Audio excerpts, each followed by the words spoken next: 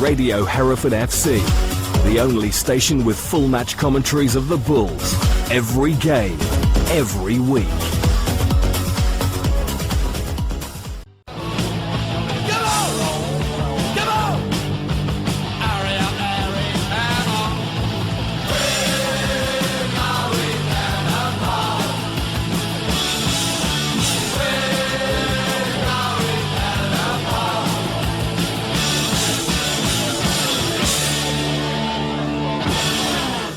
Well, hello again and welcome to We're Going Down the Pub Christmas Special with me, Frank Williams, and my usual guest, who as a lad had every school nativity play cancelled because they couldn't find three wise men and a virgin near his school, Mr. Simon Wright. I'm always gobsmacked with your introductions, Frank. I'm sorry. I can't reply to that, mate.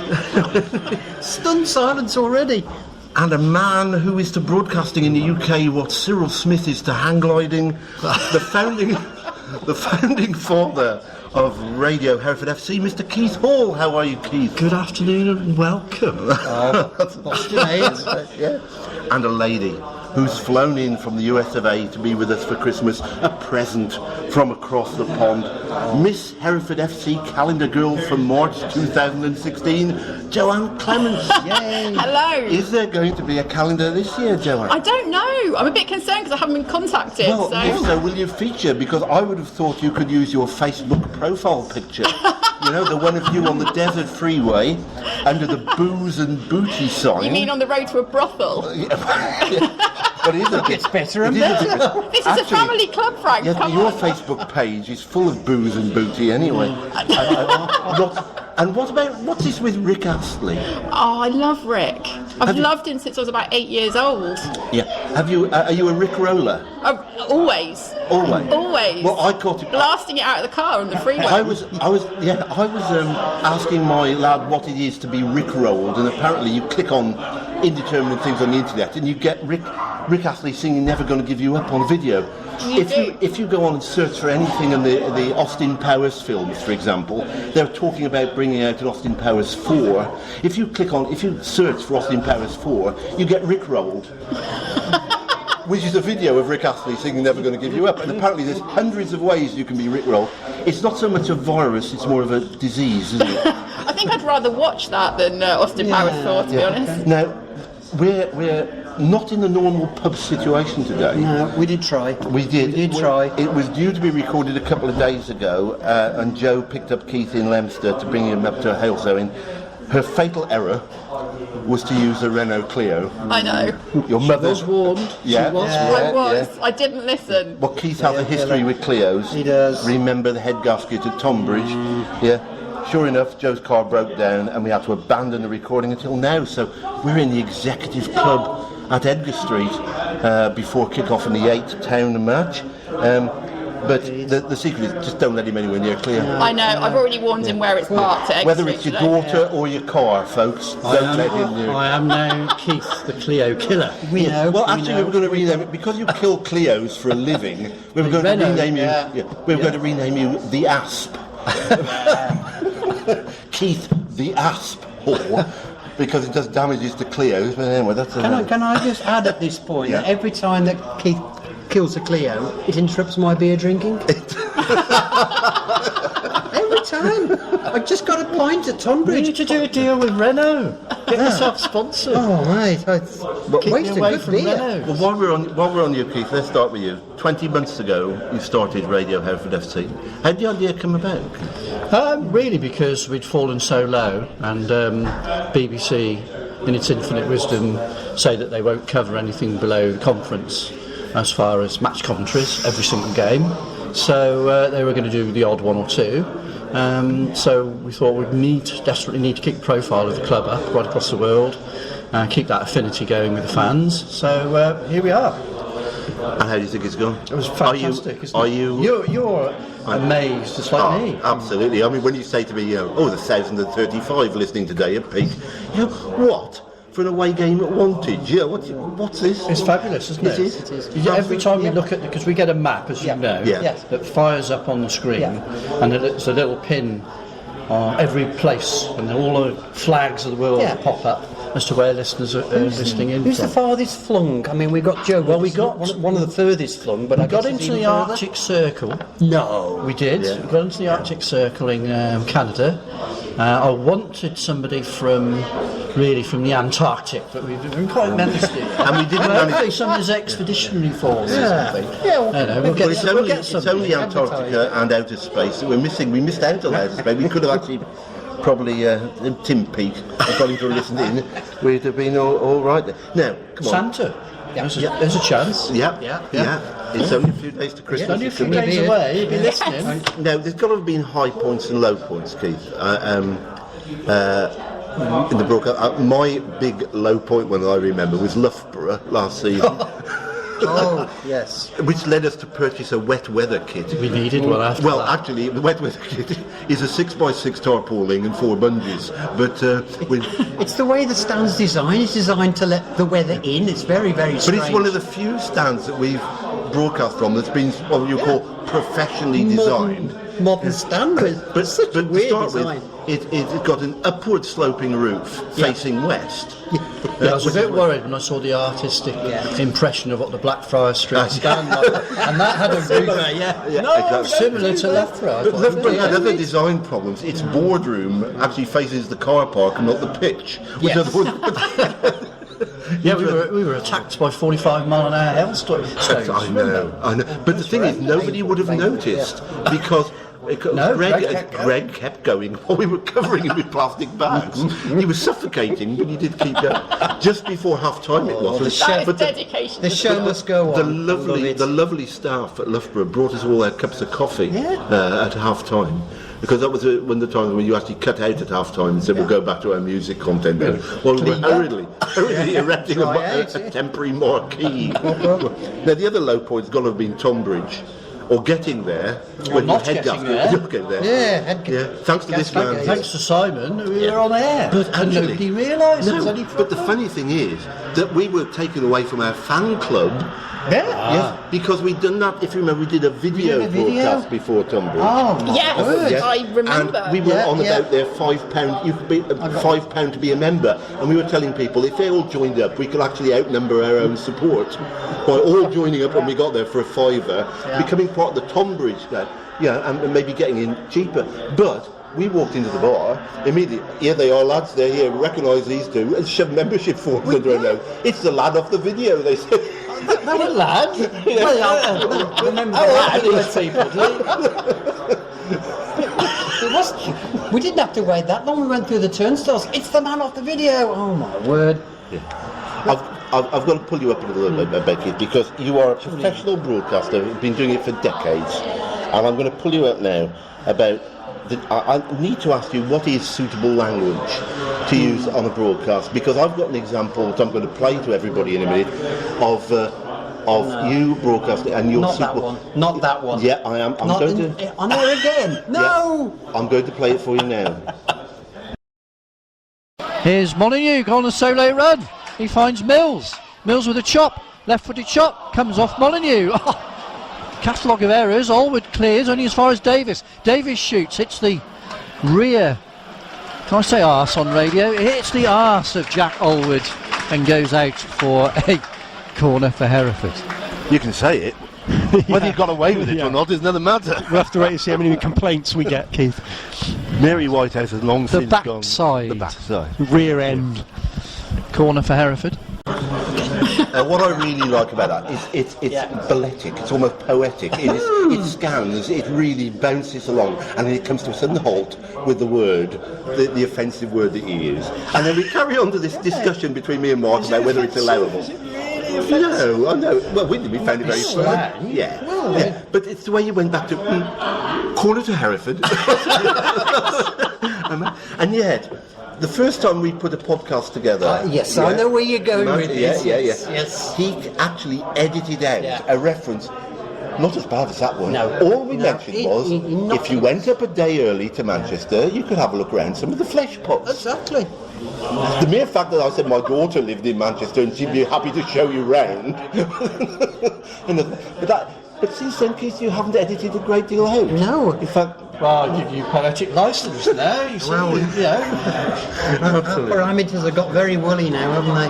Anyway, these guidelines. Let's go to Joe. Let's go to Joe for a minute, because you must be one of our ardent listeners. You Absolutely. listen every time you can. You've missed maybe one broadcast. A couple when I just haven't been able to be in front of a laptop or by my phone. As an exile, how important is the radio broadcast to you? Oh, incredibly important. I think you take it for granted, to be honest, because, I mean, at our level, who has the kind of coverage that we do? Absolutely nobody. So it's amazing. I've been a Hereford fan for years. I've been in LA for 10 years, and the last couple of seasons have been the best being abroad. It's been amazing. Really? Yeah, it's been... I'm truly amazed, because we know there are people out there listening, and we get Twitter feeds back from them saying, what about our podcasts? Do you listen to those? I do listen to the podcasts. I love the podcasts. I like listening to them as I'm, driving along to work or sort of back from work. It makes me feel at home. It's very nice. Well, that's the important thing, I think. We're a homely club, aren't we? We try and make people feel as home as... It also makes you feel very thirsty. Right, Simon, let's talk a little bit about this season so far. We're exactly halfway through the season, 21 matches gone, Happy days. 18 won, 3 drawn. It is happy days, indeed. And you wanted to talk a little bit about the players that we've seen so far. Opposition players we ought to remember. I remember them, maybe, but then again, I'm allegedly an anorak, so maybe people might need a little bit of reminding. Let me throw some names at you. Great names from this season. Pele. Yeah.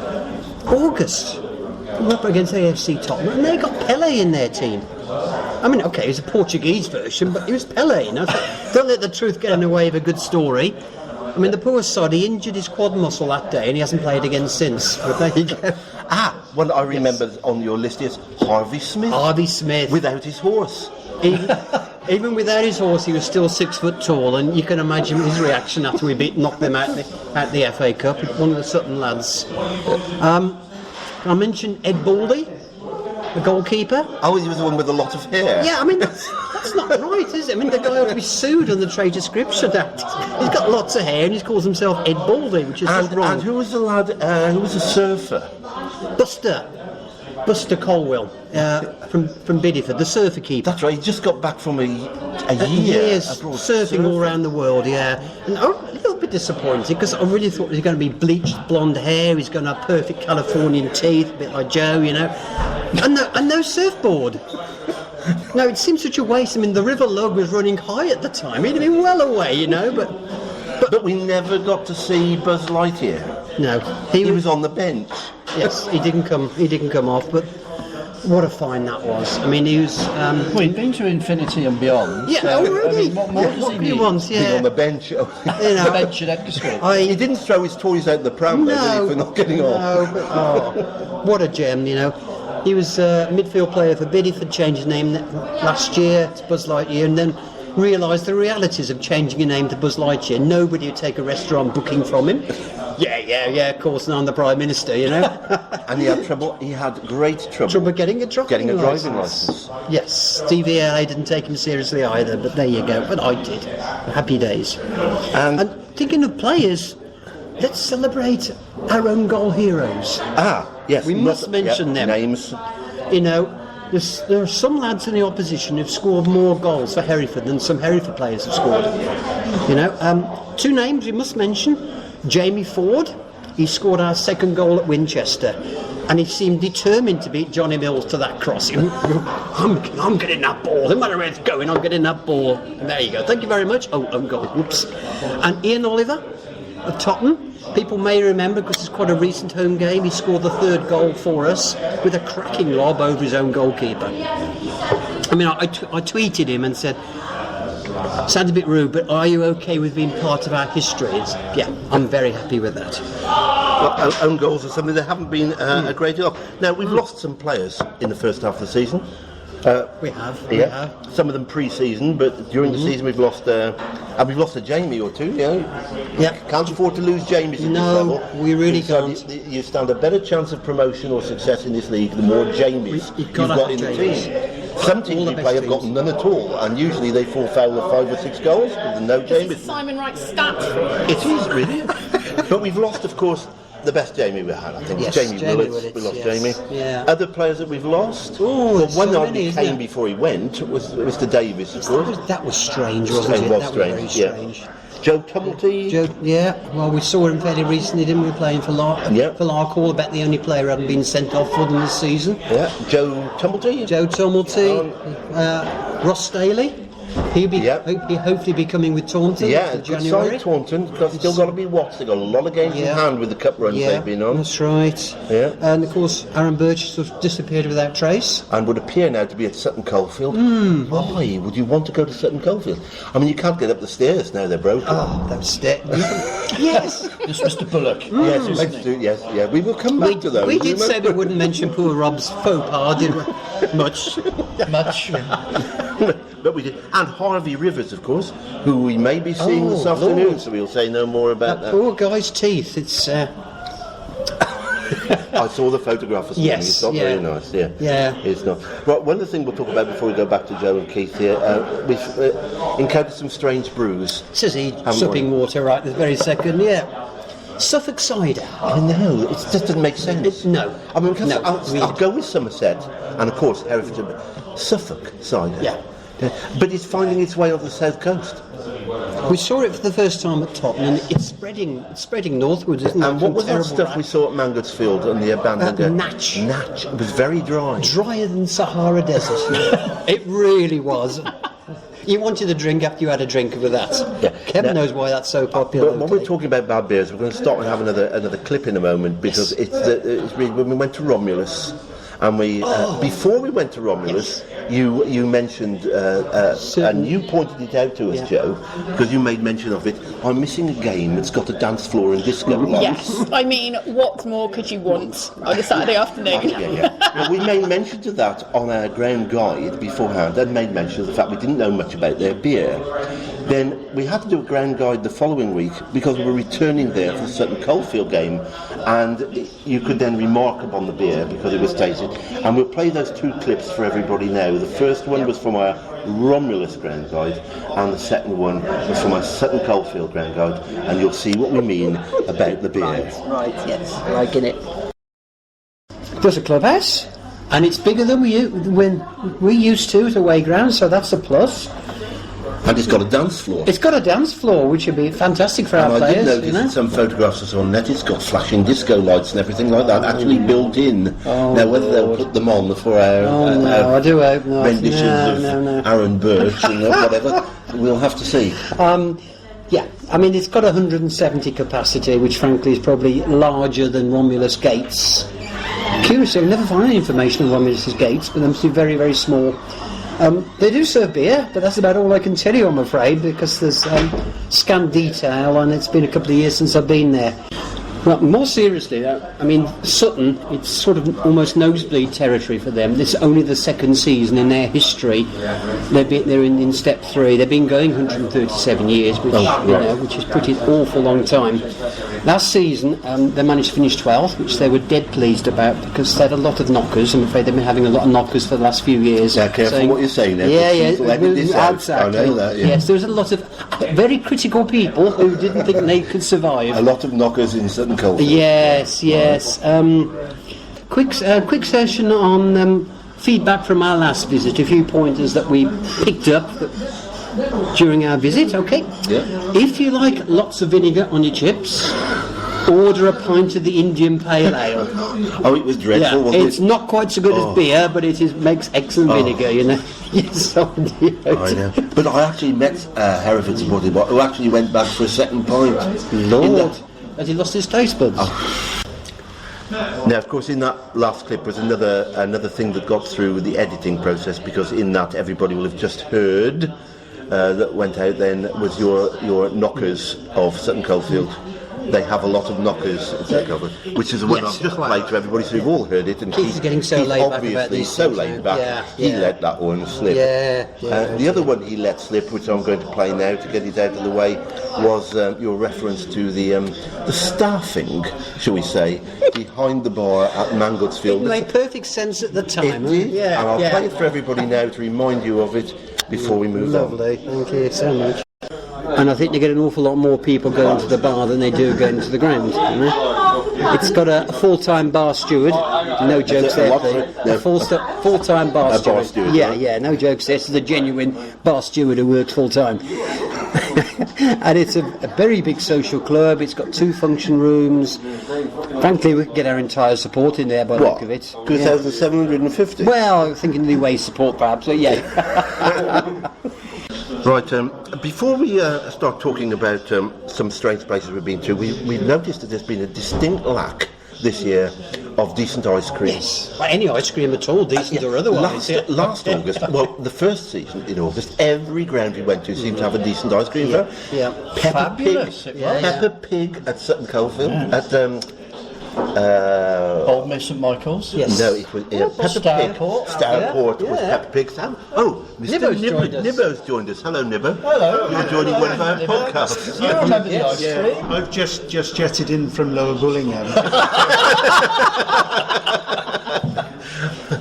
I remember the ice cream. I started that at Stourport with Pepper Pig. Yes. I didn't get to make at Boldmere, but that was Another good one, I think, was Borden Hill, which also had the wonderful beer wagon.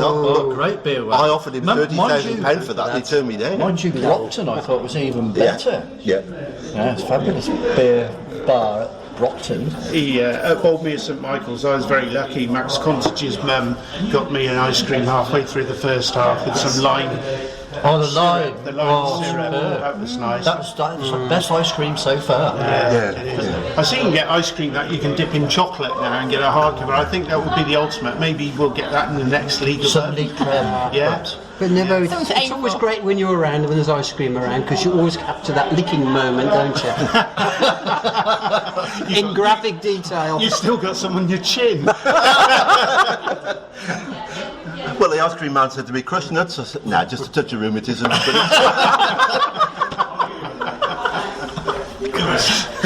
Keith will edit that out, don't worry. Right. Well, yeah, okay. I'll leave you to it. Thanks very much. Pop in again, mate. Very Get good. the jet started. Now, strange places. Oh gosh, yes. Well, there's been a few, hasn't it? Everywhere's new. The south face of the Eiger at Sutton. Yes, Remember they that? were steep, and Rob Bullock went through them the first time we went there. Second time we went there, they were closed off. Yeah. But, as you pointed out to me earlier, they were actually closed off at the top. So you went up the stairs, went over the hole, right, to get up the stairs, a stair that was missing. Got to the top, and there was a bloke at the top who said, sorry mate, these stairs They're are not safe. and worse, they said, oh, you've got to go back down these steps. Yes. They're not safe, but you've got to go down. Yeah, didn't let us health through. and safety, mate. And then you had to go all the way round and up the other steps, which were concrete ones on the other side. Yeah. Oh, which were closed the first game. First time we went there, they were closed. Couldn't understand it at all. That was a very interesting stand. Indeed. And of course, at the same ground, Coles Lane, you've got the infamous pitch, which gives 3G a bad name because, like, every time you kick the ball, bits of tire iron spurted up through the pitch. Yeah, it was not nice. And they're horrible, you know, there's all sorts of carcinogenics and poisonous stuff that goes into tyre rubber. As Aaron Burst is about to find out. Yes. If that is where he has He surely ended doesn't up. want 9-6 months of that, he really doesn't. Let me mention a couple of other places. Swindon Supermarine and that fog. You could do a few horror movies in that fog, Now, couldn't you? before you carry on about Swindon I know what you're gonna Supermarine, say. I am going to play the clip of our podcast about Swindon Supermarine, about the Superdome, the Swindome behind the goal, and I'll play that for everybody now so you can have a little breather from our ranting. This is before our trip to Swindon Supermarine, which if you didn't go, if you did go, you still might have missed the Superdome because it was blanketed by fog for most of the game. The interesting thing about the ground when you get to it is the Swindome, which is this huge indoor 3G training facility. Now that is interesting. Now we are aware we're often accused of making critical or disparaging comments about other clubs' grounds. Surely not. No, Not us. But one of the grounds dominated by this Swindome, which in effect is a 3G training facility. Now it's covered with a geodesic dome structure, a bit reminiscent of the Eden project. Yes, thank you. That's the word I was looking for. Geo, now, whatever. It's a fantastic training and multi-sports facility, must be said. Yeah. But if you're going to be slightly critical, which of course we wouldn't be, would we? No. It's a bit like a giant quilted duvet. Now, if you were more inclined to criticism, we certainly would not condone that, would we? No. You could describe it as more of a mattress protector for the elderly. Oh, right. We're moving into dangerous territory. Good job if it's dark when we get there. But if you were going to be disparaging, which heaven forbid, we would publicly distance ourselves from that. You could liken it to a giant incontinence pad. Oh. It really is a strange structure. But my own... we like the unusual, don't we? But my problem with that is it's so close to... It actually precludes future development of the actual ground. It takes up one end of the ground behind the goals. Okay, so that's Swindon Supermarine and their famous Swindome. Now, a park bench at Shortwood. Now... we didn't get to see it in the end. No, we didn't, because you and I didn't go. Keith will have seen it, but he probably missed it because that was one of the only occasions he's had to actually do the entire match broadcast on his own. It's never been the same since, though, has it? He had to do it on his own. There's absolutely nobody that could help him out at that time. Jamie was away, Stig wasn't going, I couldn't go, you couldn't go, well, I couldn't go because you couldn't go, so I couldn't drive at the time. So he did it, but I must admit, I listened to it. And it was remarkable. It really was. He was summarising his own commentary. No, but you feel because the object of having somebody else is simply to take the weight off the commentator for a couple of here and there, odd little comments aside, here and there, give him a breathe and to look at his notes. And I mean, it's a sign of a true professional. I'm going to butcher him up here. That's true professionalism. Here, Frank. No, true professionalism. To be able to do that. And as such, he missed the most important thing in the game, the park bench. Who got the park bench? Who got it? It's on the halfway line, opposite the dugouts. Yeah. And who got their towel down on it first? That's a big question, you know. Were there any Germans at the match? Are we some German listeners? That was never sussed that one, but I must also mention Barnstable. An occupational hazard you don't normally associate with going to football matches. A Hereford supporter got hit by a rugby ball at half-time. From the Egg Chasers pitch next door. Yeah. Now this is something, Joe, you won't realise because you won't have visited a lot of these grounds. Now, the southwest is very much rugby territory. It's infested with them. The nearer you are to Bath and Exeter, particularly Bath and Exeter, they're two big rugby towns anyway, and so to a certain extent is Bristol. All right, so we get a lot of these clubs that are basically stuck out of the way near a rugby ground. Bridgewater that was a huge ground, wasn't it? Bridgewater and Albion used to be before the days of professional rugby. They were up there in the top echelons, along with Bath and Leicester and so on. Not so long ago, but of course the poor relations of the football clubs. So quite often there'd be rugby matches going on next. I think it's quite deliberate. You know, I think they deliberately put them on to be a nuisance. It means there's nowhere for us to park. Because normally you park on a rugby pitch because it doesn't matter if you cut it up, does it? They like it that way. They like it that way. The more we'll open up our rugby ground for the parking for the football to dig it up a bit. But you'll have missed all these grounds. You want to get on, if you go on Google Maps and look at the grounds, quite often there's big rugby clubs very, very close, which obviously affects their gates. Yeah, there was a big crowd at Bridgewater that day apparently, but they weren't. Kicked off at a slightly different time. Yeah. Well, the match finished just after half time, I think. Thankfully, that was a little bit further away. Yeah, but the nice thing is, when they turned their floodlights off, ours got brighter. They must be on the same loop. Same plug. And how is the person that got smacked in the face with the rugby ball more importantly? Just surprised, to be honest. Unfortunately, did see it coming. Got an egg-shaped lump on his forehead. Are all the features in the same place, or is it okay? Well, it's, it's a strange shaped ball, so it depends how it hits, So you could be generally all right. Happy days. Absolutely. Well, we're getting near the Getting near the end, but we've got one question, haven't we? Well, two questions I'd like to ask you, which we've written down here. Is Highgate still the worst ground we've been to? Ooh, there you go. Sharp intake of breath. There's so much to choose from. Yeah. There are so many. Yeah. But I think at the beginning of this season, those we would seats have must said, have been 50 years old, though, weren't they? They were those seats must have been 50 years old. And for you, Keith, not only did you have to commentate, you also had to, move railway signals around for the nearby railway, didn't you? From that weird viewing position. Yeah. We're on about the first game. Yeah, the first game, yeah. That was a real shock to the system. That was. I think it was Meadow took a photograph of me and photoshopped it. Yes. So we became Punch and Judy. It was like a French fairground on the halfway line. But amazing. to see it, I mean, you see a photograph of it, it takes up the whole photograph. If you pan away from it, it's in fact on its own. There's nothing else there. There's a little dugout on either side. Opposite is a stand. The second time we went there, which was for the cup game. You remember that, Joe? You were there. I was there, We were there, went to extra time and we ran out of power. And there was a plug socket right there, and they wouldn't let us use it. Oh, goodness me. It's Christ. No, it really is. Yeah, and then we stuffed them with extra time. I remember Pershaw, you can't use our power. It's like, what? I thought it's off the main, Dear. We'd have paid them 50p. I've no problem with that. One of the most maddening things about Highgate, within 2 hours of the fixtures being announced, I was knocking on the door of the clubhouse saying, tell me about this place, this is our first away game, and they were a bit surprised, surprisingly enough. But they made all sorts of promises. Yeah, real ale, no problem. Look, this is all the pumps we've got. And come the day, they got no real ale. Counter Carling all around the ground. John Smith's. Oh, yeah. Goodness me. Yeah, there was half a ton of Carling, which they're still trying to get rid of even now. Because nobody wanted it. No. They so annoying. They don't listen to what we were saying. They could have made hundreds, but no. Cans of John Smith's. Who can forget the pitch at Highgate? Don't you really think was like it was dreadful? Wasn't a farmer's field? Yeah. Yes. Really, wasn't it? Yeah. It was just horrendous. It did improve for the second time we went there. It was acceptable, wasn't it? Then, but the first time we looked at it, you just didn't. Couldn't play on this. And of course they saw us coming, didn't they?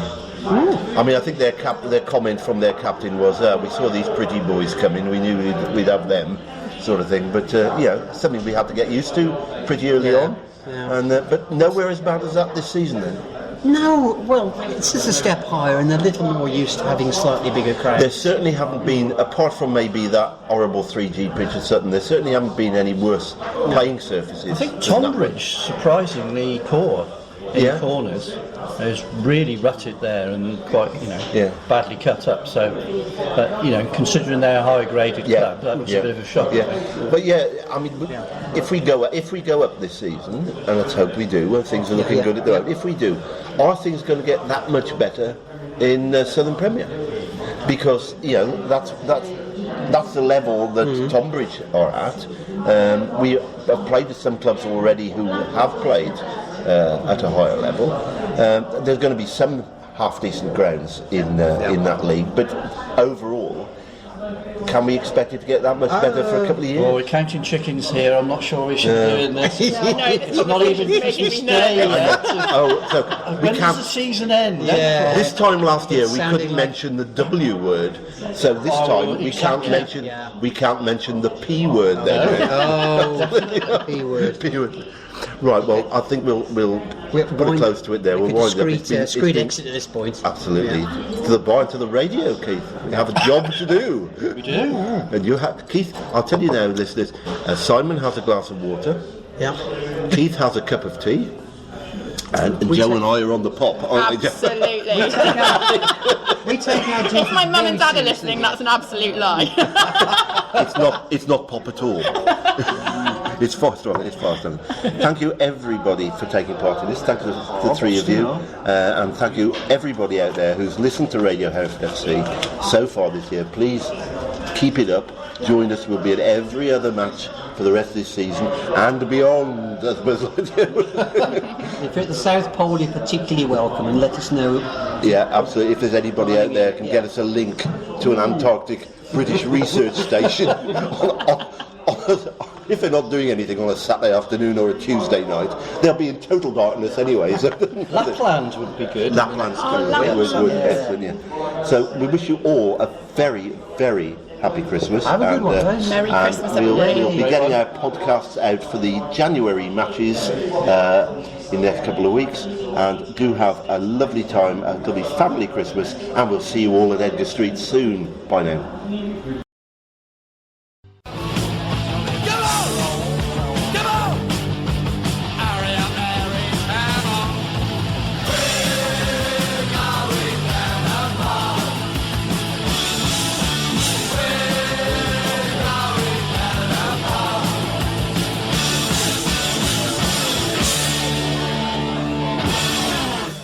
This is Radio Hereford FC, the home of the Bulls.